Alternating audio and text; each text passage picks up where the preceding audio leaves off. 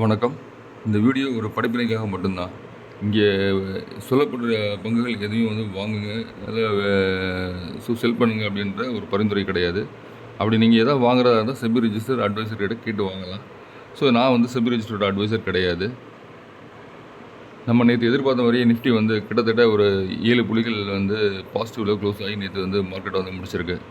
நம்ம எதிர்பார்த்த மாதிரி ஒரு 3 நாள் க்ளோசிங் பாசிட்டிவ். அடுத்த கட்ட நகர்வுக்கு நிஃப்டி வந்து ரெடி ஆயிடுச்சு அப்படின்னு தான் சொல்லலாம். 22,800 அடுத்து வந்து நம்மளுடைய எதிர்பார்க்கக்கூடிய ரேலி. அங்கே ஒரு ரெசிஸ்டன்ஸ் பாயிண்ட் ஸ்ட்ராங்காக இருக்குது. இதை கட் பண்ணி மேலே போனால் அப்படின்னா 22,800 வந்து 23,000 ஒரு ரெசிஸ்டன்ஸ் பாயிண்ட். அதுலேருந்து மேலே போனால் 23,500. கிட்டத்தட்ட நம்ம மார்க்கெட் வந்து யூஎஸ் மார்க்கெட்லாம் ரியாக்டே பண்ணல. நேற்று யூரோப்பியன் மார்க்கெட் கூட ஒரு க்ளோசிங் வந்து ஒரு 2% கிட்ட டிக்ளைனில் தான் க்ளோஸ் ஆச்சு. அதேமாதிரி அமெரிக்கன் மார்க்கெட்டும் நேற்று வந்து டிக்ளைனில் தான் க்ளோஸ் ஆச்சு. நம்ம மார்க்கெட் வந்து எந்த ஒரு நெகட்டிவ் நியூஸும் வந்து இம்பேக்ட் பண்ணல.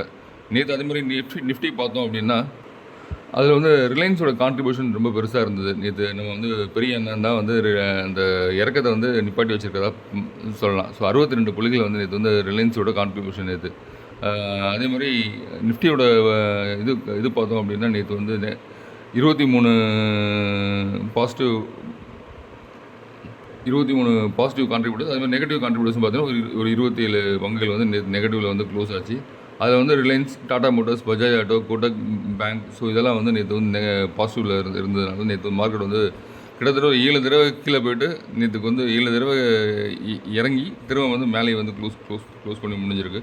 அதே மாதிரி நெகட்டிவில் பார்த்தோன்னா Infosys, NTPC, Indus bank, HCL tech, ICICI bank, Trent, ITC இதெல்லாம் வந்து நேற்று வந்து நெகட்டிவில் முடிஞ்ச ஸ்டாக்ஸ் நேற்று.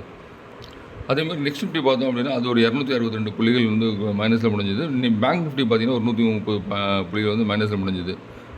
அதே மாதிரி நெக்ஸ்ட் நிஃப்டிலேயும் வந்து ஒரு 23 பங்குகள் தான் கான்ட்ரிபியூட் பண்ண பங்குகள். 27 பங்குகள் வந்து நேற்று டிக்ளைன் க்ளோஸ் நேற்று. ஒரு நல்ல இறக்கத்துக்கு பிறகு ஒரு ஏற்றத்துக்கு தயாராக இருக்கா சொல்லலாம். அங்கே ஏன்னா அந்த இதுலேயும் கோவிட் அப்பயும் ஒரு 4000 புள்ளிகள் இறங்கியிருக்கு. இப்போ இங்கே ஒரு 4,500 புள்ளிகிட்ட இறங்கிட்டு திரும்ப மேலே ஏற ஆரம்பிச்சிருக்கு. அதேமாதிரி தொடர்ந்து அட்வான்ஸ் பார்த்தோம் அப்படின்னா கடந்த ஒரு 4 நாளாகவே அட்வான்ஸ் வந்து ஒரு 4 நாளாக வந்து அட்வான்ஸ் வந்து ஒரு நல்ல இதில் பாசிட்டிவாகவே இருக்குது. மார்க்கெட்டில் நேற்று ட்ரேடான பங்குகள் பார்த்தோன்னா 2,988 பங்குகள். அட்வான்ஸ் வந்து நேற்றும் வந்து 1,818 பங்குகள். இறக்க கண்ட பங்குகள் பார்த்தா ஒரு 1,093 தான். எந்த விதமான மாற்றமும் ட்ரேடான பங்கு 77. 52 ஹை வந்து 17. 52 வாரம் லோ வந்து பார்த்தோன்னா ஒரு 37 பங்குகள். அப்பர் சர்க்கியூட் அடித்த பங்குகள் பார்த்தோன்னா 229. லோவர் சர்க்கியூட் வந்து ஒரு 52 பங்குகள். இது ப்ராடர் மார்க்கெட்டில் நடந்தது. அதே மாதிரி பிஎஸ்சி பார்த்தோன்னா 4,114 பங்குகளில் 2,478 பங்குகள் வந்து அட்வான்ஸ். அதுலேயும் வந்து ஒரு கிட்டத்தட்ட நல்ல இது இருந்தது.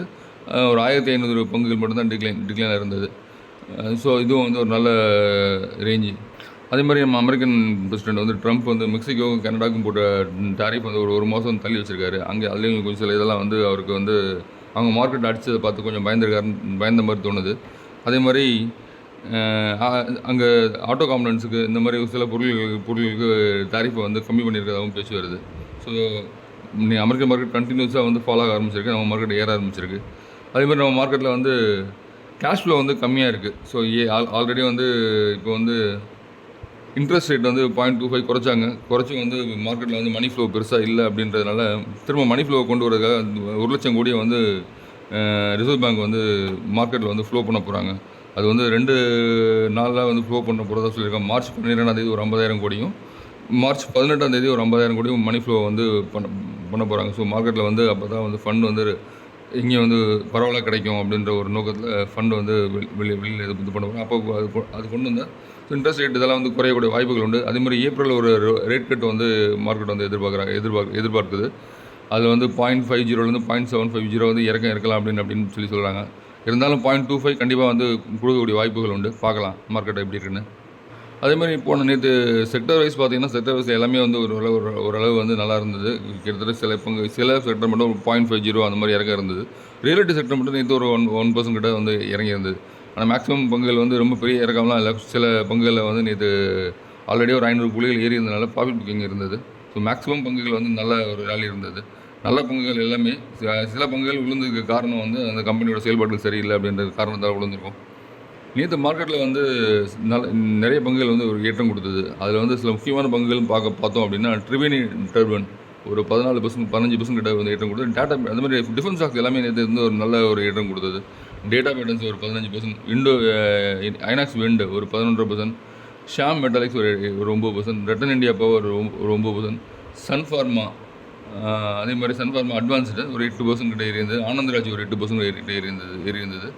சுதர்சன் கெமிக்கல் ஒரு 8%, அப்பர் இண்டஸ்ட்ரீஸ் ஒரு 7%, பாரஸ் டிஃபென்ஸ் ஒரு 7%, KSB, Jai Balaji industries, garden reach shipping, Bharat dynamics, Zentech, Hindustan construction, Jyoti CNC, Zee entertainment, Epigral, அப்புறம் டிடகர் ரயில், சுஸ்லான், ஜெய்கார், Orchid pharma, Kaynes, Lloyds engineering, Astra microwave, Alembic pharma, electronics smart, MSTC, Venus pipes.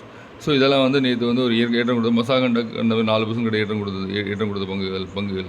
இதில் வந்து பெரும்பாலான பங்குகள் நேற்று ஆர்ச்சிட் ஃபார்மா ஒரு 5% வந்து அப்பர் சர்க்கியூட் கொடுத்து. ஸோ அதுமாதிரி நேற்று ரொம்ப நாள் பிறகு சுவிட்சர்லாந்து வந்து மார்க்கெட்டில் வந்து ஒரு 5% இருக்குது. ஜோதி சிஎன்சி பார்த்தீங்கன்னா போன முதல் நாளோட தேர்ஸ்டே ட்ரேடிங்கில் 9% இருந்து நேற்று ஒரு 6% கிட்டத்தட்ட 15% கிட்ட ட்ரேட் ஆயிருக்கு. அதே மாதிரி இந்த ஜென்டெக் பார்த்தீங்கன்னா கடந்த ஒரு வாரத்தில் ஒரு 15% கிட்ட ரிட்டர்ன் கொடுத்துருக்கு. கார்டன் ஷிப்பிங் 12% கிட்ட ரிட்டர்ன் கொடுத்துருக்கும். ஸோ அதையும் பார்க்கலாம் நம்ம. அது கடந்த ஒரு வாரத்தில் மட்டும் வந்து மார்க்கெட்டில் வந்து எந்த பங்குகள் வந்து ஒரு பெரிய ஏற்றம் கொடுத்தது அப்படின்னா அதில் ட்ரிவென் கிட்டத்தட்ட ஒரு 483 வந்து 615 வரைக்கும் வந்து ரேலி கொடுத்துருக்கு. அது ஒரு 27% ஏறி இருக்குது. அதேமாதிரி செந்தூர் மேங்கனீஸ் அப்படின்ற ஒரு ஸ்டாக் அதேமாதிரி 386 480 அதுவும் ஒரு 25% கிட்ட ஏறி இருக்குது. அனுபவம் ரசாயன் ஒரு 633 ரேஞ்சிலேருந்து ஒரு 783 ரேஞ்சுக்கு ஒரு 23% ஏறி இருக்குது. சன்ஃபார்மா அட்வான்ஸ் $112 136 ஒரு 21% கிட்ட ஏறி இருக்குது. ஜோதி சிஎன்சி $800 $968 21% ஏறி இருக்குது கிட்டத்தட்ட. ஜென்டெக் அதே மாதிரி ஒரு 20% கிட்ட ஏறி இருக்குது. இந்தியா சிமெண்ட்ஸ் ஒரு 17% ஏறி இருக்குது. சென்னை பெட்ரோ ஒரு 17% ஏறி இருக்குது. பாரத் டைனாமிக்ஸ் அப்படின்ற ஸ்டாக் வந்து 16% ஏறி இருக்குது. சுதர்சன் கெமிக்கல் ஒரு 16% ஏறி இருக்குது. விஜயா டைனஸ்டி ஒரு 15% ஏறி இருக்குது. கான்கட் பயோடெக் ஒரு 15% ஏறி இருக்குது. ஜேஎஸ்டபிள்யூ ஹோல்டிங்ஸ், வீனஸ் பைப்ஸ் ஒரு 15% ஏறி இருக்குது. திலக் நகர் இண்டஸ்ட்ரீஸ் கூட வந்து ஒரு 15% ஏறி இருக்குது. இப்போ ஒரு நல்ல லோவில் வந்துட்டு திரும்ப வந்து ஏற ஆரம்பிச்சிருக்கு. நேற்று க்ளோசிங் பார்த்தோம்னா 254 கிட்ட க்ளோஸ் ஆகிருக்குது. அதே மாதிரி சூரிய ரோஷினி ஒரு 15% ஏறி இருக்குது. அதானி எனர்ஜி சொல்யூஷன்ஸ் அதுவும் ஒரு 15% ஏறி இருக்குது. வெல்ஸ்போன் லிவிங் ஒரு 15% ஏறி இருக்குது. இதெல்லாம் கடந்த ஒரு வாரத்தில் ஏறிய பங்குகள் இந்த ரேஞ்ச் வந்து ஒரு வாரத்தில் ஏறி இருக்குது. ஐநாக்ஸ் வந்து ஒரு 13%, டேட்டா பேட்டர்ன்ஸ் ஒரு 13% ஏறி இருக்குது. காஸ்டால் இந்தியா ஒரு 13% ஏறி இருக்குது. அலாக் இண்டஸ்ட்ரீஸ் ஒரு 13% ஏறி இருக்குது. ஆமி ஆர்கானிக்ஸ் ஒரு 13% ஏறி இருக்குது. வேதாந்தா ஒரு 12% ஏறி இருக்குது. அம்பர் என்டர்பிரைசஸ் ஒரு 12% ஏறி இருக்குது. ஜிஹெச்சிஎல் ஒரு 13% ஏறி இருக்குது. லாய்ட்ஸ் மெட்டல் அண்ட் இன்ஜினியரிங் ஒரு 12% ஏறி இருக்குது. அப்புறம் வந்து கிராஃப்ட்மேன் ஆட்டோமேஷன் ஒரு 12% ஏறி இருக்குது. திருமலை கெமிக்கல் ஒரு 13% ஏறி இருக்குது. பாரத் எலக்ட்ரானிக்ஸ் அதுவும் ஒரு 13% ஏறி இருக்குது. ஆஸ்ட்ராசென்கா ஃபார்மா 12% ஏறி இருக்குது. திலீப் பில்கான் ஒரு 13% ஏறி இருக்குது. வருண் பேவரேஜஸ் ஒரு 12% ஏறி இருக்குது. எம்எம்டிசி ஒரு 12% ஏறி இருக்குது. அதே மாதிரி இந்துஸ்தான் ஏரோநாட்டிக்ஸ் ரொம்ப நாளாக வந்து கிட்டத்தட்ட ஒரு 5500 கிட்ட இந்த ரேஞ்சில் வந்து இறங்க பங்குன்னு பார்த்தா அது போன வாரத்தில் ஒரு நல்ல ரேஞ்ச் கொடுத்துருக்கு. 12% கிட்டத்தட்ட ஏறி இருக்குது. ரெடிங்டன் அதே மாதிரி 12% ஏறி இருக்குது. இந்த ரெடிங்டன் பார்த்தீங்கன்னா பெரிய மார்க்கெட் இறங்கும் கூட பெரிய இறக்கத்தில் இல்லை. ஸோ அது கூட ஒரு கண்டினியூஸாக அது வந்து ஒரு ஃப்ளோவில் இருந்தது. ரெடிங்டன் வந்து மார்க்கெட் வந்து கண்டினியூஸாக வந்து இப்போ ஃபாலில் இருக்கும்போது ரெடிங்டன் வந்து பாசிட்டிவ் மூவ்ல இருந்து கடந்த ஒரு 3 மாதமே பாசிட்டிவ் க்ளோஸ் கொடுத்துருக்கு. கேஎஸ்பி ஒரு 12% ஏறி இருக்குது. கிரேட் ஈஸ்டர்ன் ஷிப்பிங் அது ஒரு 12% ஏறி இருக்குது. அதே மாதிரி டூம்ஸ் இண்டஸ்ட்ரீஸ் ஒரு 12% ஏறி இருக்குது. அட்வான்ஸ் இன்சம் டெக்னாலஜி ஒரு 12% ஏறி இருக்குது. அப்புறம் வந்து டெக்ஸ்மேக் ஒரு 11% ஏறி இருக்குது. கேப்ரியல் இந்தியா ஒரு 12% ஏறி இருக்குது. என்பிசிசி ஒரு 10% ஏறி இருக்குது. ஸோ இதெல்லாம் வந்து கடந்த வாரத்தில் ஏறிய பங்குகள், முக்கியமான பங்குகள். இதில் வந்து ரயில்வே துறை பங்குகள்லாம் அதில் இந்த போன வாரத்தில் பெருசாக கான்சன்ட்ரேட் பண்ணல. அது ரயில்வே துறை இந்த வாரத்தில் கான்சன்ட்ரேட் பண்ணலாம். ஸோ போன வாரத்தில் கான்சன்ட்ரேட் பண்ண பங்குகள் இந்த வாரத்தில் ஓரளவுக்கு கான்சன்ட்ரேட் பண்ணக்கூடிய வாய்ப்புகள் உண்டு. அதே மாதிரி புதுசாக வந்து ஐபிஓ அந்த ஸ்டாக் வெனட்டிவ் ஹாஸ்பிட்டாலிட்டி அது ஒரு 26% ஏறி இருக்குது. ஃபேன்சி பயோடெக் ஒரு 26% ஏறி இருக்குது. பாரத் வைரோஸ் ஒரு 22% ஏறி இருக்குது. வின்லாஸ் பயோடெக் ஒரு 20% ஏறி இருக்குது. எஸ்எம்எல் இஷ்யூ அப்படின்னு சொல்லி ஒரு கம்பெனி அது அதான் நம்மளுடைய டாட்டா இது வருது இல்லையா, குட்டியான மாதிரி வண்டி வருது இல்லையா, அது மாதிரி வேன் போடுற கம்பெனி. இந்த கம்பெனி ஒரு 20% ஏறி இருக்குது. நிறைய அந்த கம்பெனி வந்து ஸ்கூல் வேன்ஸ் இதெல்லாம் வந்து அவங்க ப்ரிப்பேர் பண்ணி கொடுக்குறாங்க. சூமன் லைன்ஸ் லைஃப் சயின்ஸ் ஒரு 20% ஏறி இருக்குது. அதே மாதிரி கிலோஸ்கர் எலக்ட்ரிக் ஒரு 20% ஏறி இருக்குது. ஸோ இதெல்லாம் வந்து போன வாரத்தை ஏறிய பங்குகள். அதே மாதிரி இறக்கம் கண்ட பங்குகள்னு பார்த்தோன்னா பெரிய இறக்கம் கண்ட பங்கு அப்படின்னா ஜென்சன் இன்ஜினியரிங். ஸோ இந்த ரேட்டிங் குறைச்சதுனால ஒரு 40% இறங்கியிருக்கு. இறங்கியிருக்கு. ஹட்சன் ஆக்ரோ ஒரு 9% இருக்குது. 5 ஸ்டார் பிஸ்னஸ் ஒரு 8% இருக்குது. கல்யாண் ஜுவல்லர்ஸ் ஒரு 7% இறங்கியிருக்கு. எம்சிஎஸ் ஒரு 6% இறங்கியிருக்கு. அதே மாதிரி பேடிஎம் ஒரு 4.5% இறங்கியிருக்கு. சுவன் ஃபார்மா ஒரு 5% இருக்குது. ஸோ இவ்வளோ பெரிய இறக்கம் பார்த்தீங்கன்னா பெருசாக வந்து பெரிய பங்குகள் இல்லை. இந்தியன் ரெனியூவபிள் எனர்ஜி, அதே மாதிரி விமார்ட், மாருதி சுசுகி, ஜொமேட்டோ, ஸோ இதெல்லாம் வந்து போன வாரத்தில் பெரிய இறக்கம் கண்ட பங்கு. பெரிய லெவலில் இருக்காத ஒரு 2-5% தான் இறக்கம். இதெல்லாம் வந்து கடந்த ஒரு வாரத்தில் இறக்கம் கண்ட பங்குகள். அதே மாதிரி ஒரு மாதம் ரேஞ்சில் வந்து பார்த்தோம் அப்படின்னா எந்தெந்த பங்குகள் கார்டேஜ் இண்டஸ்ட்ரீஸ் ஒரு 25% ஏறி இருக்குது. முத்ரான்ற ஒரு பங்கு ஒரு 22% இருக்குது. சந்தூர் மேக்னஸ் ஒரு 23% ஏறி இருக்குது. கிளாக்ஸோ, ஸோ ஃபார்மா துறை சேர்ந்த பங்கு இது ஒரு 21% ஏறி இருக்குது. இண்டல்கோ இண்டஸ்ட்ரி ஒரு 15% இருக்குது. காட்ரேஜ் பிலிப்ஸ் ஒரு 15% இருக்குது. ஃபோர்ஸ் மோட்டார்ஸ் ஒரு 16% இருக்குது. டாடா ஸ்டீல் ஒரு 15% இருக்குது. கேஸ்ட்ரால் இந்தியா ஒரு 14% கிட்ட இருக்குது. ஸ்ரீராம் ஃபினான்ஸ் ஒரு 11% இருக்குது. சம்பல் ஃபர்டிலைசர்ஸ் ஒரு 10% இருக்குது. ரெட்டிங்டன் ஒரு 10% இருக்குது. இதெல்லாம் வந்து கடந்த ஒரு மாதம் காலத்தில் சொல்கிறேன் நான்.